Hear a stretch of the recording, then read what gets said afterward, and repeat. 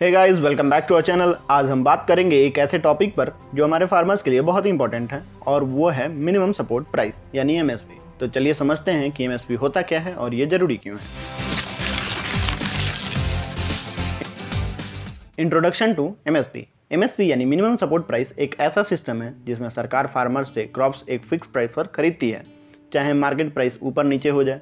Farmer को guarantee मिलती है कि उनका माल इसी फिक्स प्राइस पर बिकेगा। तो सरकार ने एमएसपी सिस्टम इसलिए बनाया था ताकि हमारे किसानों को मार्केट के फ्लक्चुएशन से बचाया जा सके। सोच के देखिए, अगर एक सीजन में मार्केट प्राइस बहुत ही गिर जाता है तो हमारे फार्मर्स का क्या होगा? उनका तो बहुत बड़ा नुकसान हो जाएगा। इसीलिए एमएसपी इंश्योर करता है कि उनको एक सेफ्टी नेट प्रोवाइड हो। How MSP is decided. अब सवाल उठता है कि एमएसपी डिसाइड कैसे होता है? तो ये काम करता है सीएसीपी यानी commission for agriculture cost and prices. ये कमीशन कई फैक्टर्स को ध्यान में रखकर एमएसपी रिकमेंड करता है। ये कुछ मेजर फैक्टर्स होते हैं जिनके बेसिस पर एमएसपी डिसाइड की जाती है। फर्स्ट, कॉस्ट ऑफ प्रोडक्शन, किसान को फसल उगाने का कितना खर्चा आया। सेकेंड, मार्केट प्राइस ट्रेंड्स, पिछले साल या अब तक मार्केट में प्राइस का क्या ट्रेंड रहा है। And third is supply and demand, फसल की डिमांड और उसका अवेलेबिलिटी क्या है। Crops covered under MSP. सरकार एमएसपी हर सीजन के पहले 23 क्रॉप्स के लिए अनाउंस करती है। ये crops majorly wheat, rice, pulses, cotton और ऑयल सीड्स होते हैं।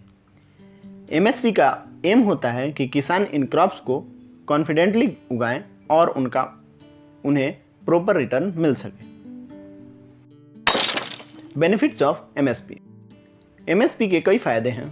फर्स्ट, इनकम सिक्योरिटी, फार्मर को एक मिनिमम इनकम एश्योरेंस मिलता है। सेकेंड, इनकरेज बेटर फार्मिंग, किसान बेहतर तरीके से खेती करते हैं क्योंकि उनको पता होता है कि उन्हें फेयर प्राइस मिलेगा। Third, stable supply of food, इस सिस्टम के थ्रू फूड सिक्योरिटी इंश्योर की जाती है एज सरकार डायरेक्टली परचेस करके स्टॉक मेंटेन करती है। क्रिटिसिज्म ऑफ एमएसपी, मगर एमएसपी परफेक्ट नहीं है, इसके कुछ क्रिटिसिज्म भी हैं।